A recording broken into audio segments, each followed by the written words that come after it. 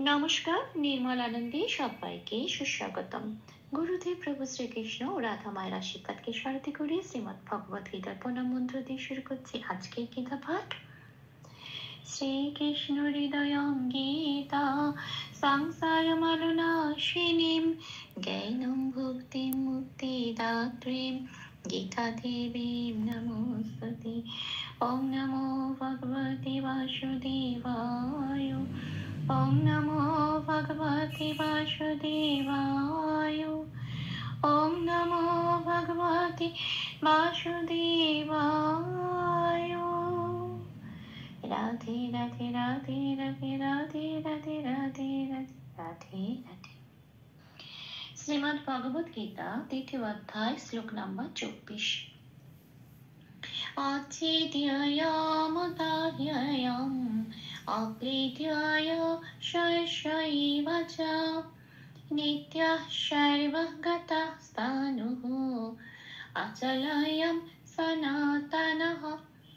আচ্ছা, এখানে এই শ্লোকটায় অনেক বড় একটা ওয়ার্ড আছে, এত বড় শব্দ, তাকে মাঝখান থেকে ভেঙে ভেঙে এটা বলতে হবে। হ্যাঁ, প্রথম পার্টটা এখানে আমরা নেব এই অচ্ছেদ্যয়ম দাহ্যয়ম এই অবধি, এই মটা অবধি। ক্লের আগে যে মটা আছে এই সেই মটা অবধি হবে আমার প্রথম পার্টের ভাঙাটা। এইটুকু আমার প্রথম লাইনের প্রথম পার্ট।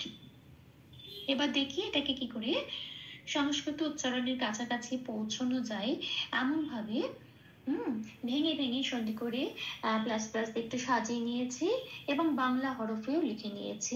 কিছু কিছু জায়গায় লাল দিয়েছি, যে যে জায়গাগুলো লাল দিয়েছি সেগুলো উচ্চারিত হবে না, তার বদলে ঠিক তার মাথার উপর ব্র্যাকেটে যে উচ্চারণগুলো, যে অক্ষরগুলো রয়েছে সেগুলোই উচ্চারিত হবে চান্টিং এর সময়। আচ্ছা, এবার দেখি প্রথম পার্টটা কিভাবে ভাঙা যায়। আচ্ছা, অচিদ্যয়ম দায় এই ম অব্দি আমার প্রথম পার্টের প্রথম পার্ট। এবার আমি ভাঙছি। ছয়টা যুক্ত অক্ষর, চটা সবার আগে আছে, তাহলে চটাকে বের করে আনবো। বের করে আনতে গেলে কি করতে হয়? হসন্ত লাগাতে হয়। তাহলে চয় হসন্ত দিয়ে চটাকে বের করে আনলাম। যে মধ্যে চয় হসন্ত লেগে গেল, চটা আর পূর্ণরূপে উচ্চারিত হবে না। কিভাবে উচ্চারিত হবে? অর্ধরূপে উচ্চারিত হবে। কার সাথে? আগের অক্ষরের সাথে জুড়ে। এখানে আগের অক্ষর অ, তাহলে কি হলো? অচ। তাহলে ছয় কাটা পড়ে রইল, যেমন আছে তেমন। অচ্ছে দেওয়াতে আমি একটু লাল দিয়েছি দয় জফলা ওকারকে, কারণ সংস্কৃতে জকে হর্ষই প্লাস অন্তস্থ ইয় রূপে উচ্চারিত করতে হয়। এবার যেহেতু এখানে দয় জফলা ওকার আছে, সেই জন্য এখানে হবে হর্ষই প্লাস অন্তস্থ ওকার। এইবারে এই দয়ের সাথে হর্ষই প্লাস অন্তস্থ ওকার পড়িয়ে দিলে যে উচ্চারণটা বেরিয়ে আসে দিয়, ঠিক এই উচ্চারণটা সংস্কৃততে হবে। তাহলে কি পেলাম? অচ্ছে দিয়। আচ্ছা, এখানে হয়ের মতো দেখতে একটা অক্ষর, কিন্তু মাথায় মাত্রা নেই। যখন মাথায় মাত্রা থাকবে না তখন সেটা হ বলে আর উচ্চারিত হবে না, ওটাকে বলে অবগ্রহ। অবগ্রহটার কাজ কি না, আগের মাত্রাটাকে এক মাত্রা টেনে দেওয়া, এমফাসিস করা। হ্যাঁ, যেমন আমরা বলি নমস্তুতে, এই যে টানটা, এই টানটা অবগ্রহের কাজ। তো এখানে আগের মাত্রাটা, আগের অক্ষরটা যেহেতু দয় জফলা ওকার আছে, অন্তঃস্থয় ওকার আছে, তো ওই ওটাকে আমি অবগ্রহের উপরে আরেক মাত্রা টেনে দিলাম ও বলে। তাহলে কি বলবো? দিয় ও, দিয় ও। তাহলে কি পেলাম? অচ্ছে দিয় ও, এটাই অবগ্রহের কাজ। তাহলে অবগ্রহটা ও বলে উচ্চারিত হয়ে গেল। এবার আছে অম। আচ্ছা, অম মানে অম। আছে দয় অম। যেহেতু এটা মটাকে ভাঙছি না, সেটা মটা পূর্ণরূপে উচ্চারিত করতে হবে এবং ম বলে উচ্চারণ করতে হবে। এরম অম বলে দিতে পারবো না, কারণ ময় হসন্ত নেই। কাজে পেলাম আছে দিয় অম, এটা। আচ্ছা, তারপরে আছে দা, যেমন আছে তেমন। আবার হয় জফলা আছে, হয় জফলাটা ঠিক দয় জফলার মতো হর্ষই প্লাস অন্তস্থ ওকার উপরে লাগিয়ে দিলাম। এবার হয়ের সাথে হর্ষই প্লাস অন্তস্থ ওকারটা লাগিয়ে দিলে যে উচ্চারণটা বেরিয়ে আসে হিয়, ঠিক সেই উচ্চারণটা হবে। পাশে আবার হয়ের মতো দেখতে অবগ্রহ আছে, ওই অবগ্রহটাকে কি করবো? এখানেও যেহেতু অন্তস্থ ওকার আছে, ওকারটাকে এক মাত্রা টেনে দিলাম, অবগ্রহের ওপর ও বলে লিখে দিয়েছি। তাহলে কি উচ্চারণটা হবে? হিয় ও, এটা একমাত্রা আরো বাড়িয়ে উচ্চারণটা করবো, হিয় ও, এটা হলো উচ্চারণটা অবগ্রহের। তারপরে মতে যেহেতু ভাঙছি সেজন্য অন্তঃস্থ আর ম। ভাঙলে কি হয়, মটা কিভাবে ভাঙে, ময় হসন্ত প্লাস অ মিলে হয় ম। মটা ভাঙলে, যেহেতু ভাঙছি ময় হসন্ত লেগে গেল, মটার পুনরূপে উচ্চারিত হতে পারবে না, আগের অক্ষর অন্তঃস্থর সাথে জুড়ে উচ্চারিত হবে অম। আর যেহেতু ময় হসন্ত লেগেছে ম অ বলি না আমরা, ওর সাথে একটা স্বরবর্ণ যুক্ত হয়ে থাকে অ। এবার এই অটা আমরা আমাদের পরের অক্ষরের সাথে যুক্ত করে উচ্চারিত করব, শুধু ময় হসন্ত অব্দি এই লাইনে রাখলাম। তাহলে প্রথম লাইনটা কি পেলাম, অচ ছেদিয় অম দা হিয়য় অম। ওটা খুব তাড়াতাড়ি উচ্চারণ হয়ে যায়, অন্তঃস্থ করার সাথেই ওটা অবগ্রহটা খুব তাড়াতাড়ি উচ্চারণ হয়ে যায়, হিয়য় অম। আচ্ছা, এরপরে ময় হসন্ত তো হয়ে গেল, ওর সাথে যে অটা ছিল, এবার অটা দিয়ে সেকেন্ড লাইনটা আমার শুরু হবে। সেকেন্ড লাইনটা একদম শস্য এবচ অব্দি বলবো, মানে সেকেন্ড পার্টটা। তাহলে বাকি অংশটা পুরোটাই হচ্ছে সেকেন্ড পার্ট। তাহলে আমি অ দিয়ে শুরু করছি, হ্যাঁ, কয়লা একার দিয়ে যেটা রয়েছে তার আগে অ দিয়ে শুরু করছি, অক্লের দিয়। দিয়তে লাল দিয়েছি ওই জফলার জন্য, কারণ উচ্চারণটা হবে দিও, দিও। আচ্ছা, এবার আবার অপগ্রহ আছে ওই একই রকম, ও বলে টেনে দেবো দিও। এটা খুব তাড়াতাড়ি বোঝা যায় না, খুব তাড়াতাড়ি টেনে দেবো, অক্লে দিও এরকম। আচ্ছা, সরস্বতী তারপর শয় ওপার যেমন আছে তেমন, কিন্তু পেট কাটা মতন শয় জফলা আছে, জফলার জন্য লাল দিয়েছে, জফলা এক নম্বরে তালিকাভুক্ত করে দেওয়া আছে। এখানে শুধু হর্ষই প্লাস অন্তঃস্থই হবে, কারণ আকারিকার হর্ষই কিছু নেই, কাজেই হবে কি শস্যিয়া। পেট কাটা মতন শয়ের সাথে হর্ষই প্লাস অন্তঃস্থ পড়িয়ে দিলে যে উচ্চারণটা বেরিয়ে আসে শিয়া, ঠিক সেই উচ্চারণটা হবে শস্যিয়া। আচ্ছা, তারপরে অক্ষর আছে এই ব। সংস্কৃততে ব উচ্চারণ করা যায় না, ওটাকে এক নম্বরে সরি 2 নম্বরে তালিকাভুক্ত করে দেওয়া আছে, ও প্লাস অ ওয়া বলে উচ্চারণ করতে হয়। তাহলে হবে এই ওয়া, চটা যেমন আছে তেমন, হসন্ত নেই, পূর্ণরূপে উচ্চারিত হবে চ বলে।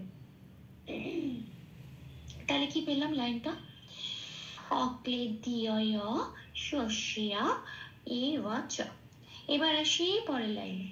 আচ্ছা, এখানে আছে নিত্য, নিত্য সর্বগত স্থানু, এইটুকুনি আমার প্রথম পাঠ। এখানেও একটা মাঝখানের অক্ষরটা বড়, সেই জন্য ভেঙে নিচ্ছি, স্থানুতে গিয়ে আমরা ভাঙবো।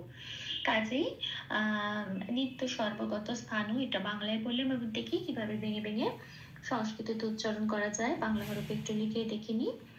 নিত্য, এখানে একটি বিসর্গ আছে, বিসর্গটা যেহেতু শব্দের শেষ অক্ষর নয়, এটা প্রথম অক্ষর, কাজেই মাঝখানে বিসর্গ থাকলে কি হবে, মাঝখানে বিসর্গ থাকলে হবে অর্ধহ। এবার অর্ধহটা যখন হবে মানে হয় হসন্ত দিয়ে এটা রিপ্লেস হবে এই মাঝখানের বিসর্গটা। এবার মাঝখানে কেন বলছি, কারণ এটা শব্দটা প্রথম শব্দ, এই শব্দটা যেহেতু শেষ শব্দ নয় সেই জন্য। তো প্রথম শব্দের শেষে বিসর্গ আছে, তাই এটা হয় হসন্ত দিয়ে রিপ্লেস হবে। যখনই হয় হসন্ত লেগে গেল তার মানে এটা অর্ধহ, আর অর্ধহ সবসময় উচ্চারিত হয় আগের অক্ষরের সাথে, তার মানে তজফলের সাথে যুক্ত হয়ে উচ্চারিত হবে নিত্য, এরকম। হ্যাঁ, তো এই ত যখন বলছি এটা আমরা হয় হসন্তটা অর্ধহটা উচ্চারণ করে দিই, কিন্তু হ বলে মুখে বলবো না, উচ্চারণটা করব। আচ্ছা, তয় জফলা একটু লাল দিয়েছি কারণ ওই জফলার জন্য, জফলাটা হর্ষই প্লাস অন্তঃস্থ হিসেবে উচ্চারিত হবে, তাহলে তয়ের সাথে হর্ষই প্লাস অন্তঃস্থ পরিয়ে দেবো তিয়া, তাহলে কি হবে নিত্যা, এইটা হয় হসন্তটা জুড়ে উচ্চারণ করলাম নিত্যা এটা। এবারে আসি সর্বগত, এখানেও একটা বিসর্গ আছে।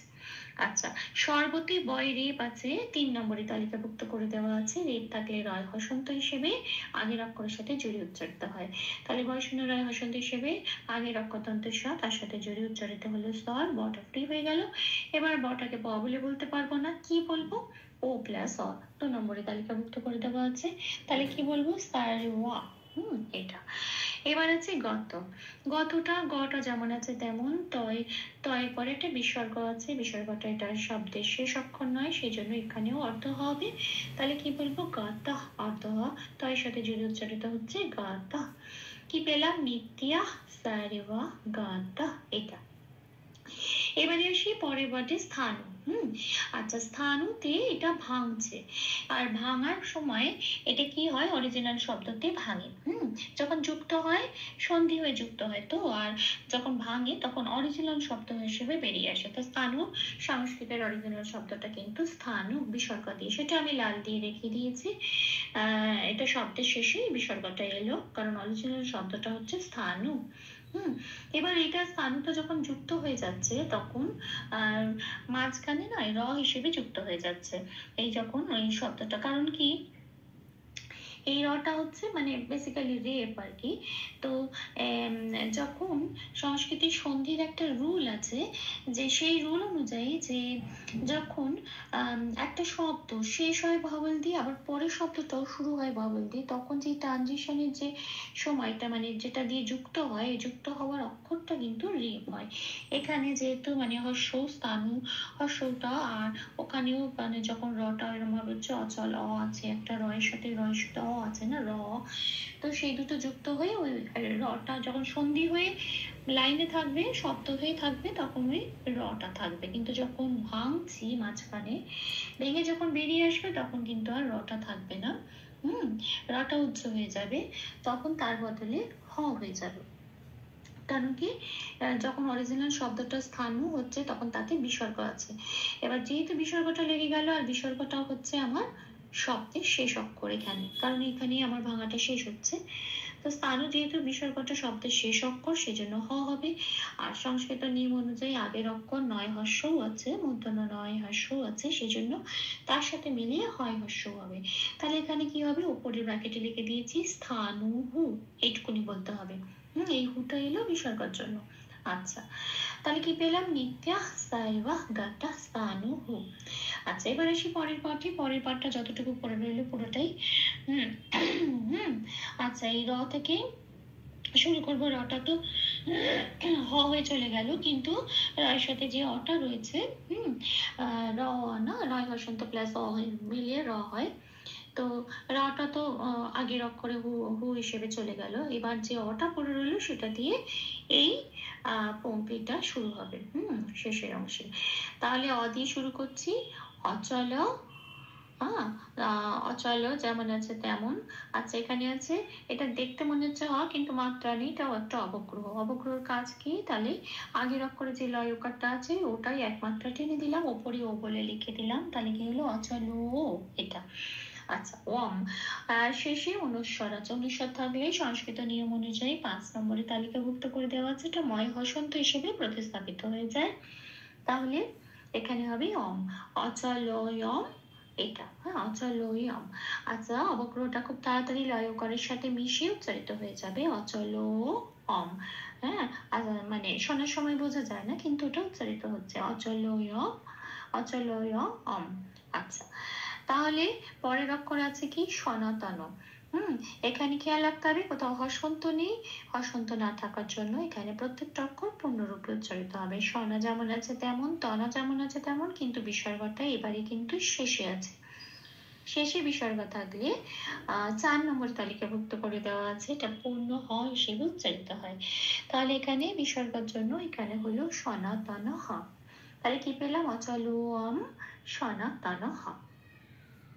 ভুল দুটি ক্ষমা করে দেবেন, অনুশীলনের সুবিধার জন্য 3 বার করে চান্ট করে দেওয়ার চেষ্টা করছি। অচেতিয়ায়ম দাহ্যায়ম অক্লেদ্যায় শাশ্বৈব চ নিত্যঃ সর্বগতঃ স্থাণুঃ অচলোয়ম সনাতনঃ। অচেদ্যায়ম দাহ্যায়ম অক্লেদ্যায় শাশ্বৈব চ নিত্যঃ সর্বগতঃ স্থাণুঃ অচলোয়ম সনাতনঃ। অচেদ্যায়ম দাহ্যায়ম অচেদ্যায়ম দাহ্যায়ম অক্লেদ্যায় শাশ্বৈব চ নিত্যঃ সর্বগতঃ স্থাণুঃ অচলোয়ম সনাতনঃ। রাধে রাধে রাধে রাধে রাধে রাধে রাধে রাধে রাধে রাধে। তপ্ত কাঞ্চন গৌরাঙ্গী রাধে বৃন্দাবনেশ্বরী বৃষভানুসুতে দেবী তাং প্রণমামি হরে প্রিয়ে। প্রভু ও শ্রী রাধা মায়ের কৃপাদৃষ্টি আমাদের সবার উপর বর্ষিত হোক। ধন্যবাদ। আপনাদের সহযোগিতা ভালোবাসাই আমার অনুপ্রেরণা। আমার সকল ভুল ত্রুটির ক্ষমা প্রার্থনা প্রভুর চরণে অর্পণ করলাম। ওম কৃষ্ণায় বাসুদেবায় হরয়ে পরমাত্মনে প্রণত ক্লেশনাশায় গোবিন্দায় নমো নমঃ। শ্রীকৃষ্ণার্পণমস্তু। জয় শ্রীকৃষ্ণ।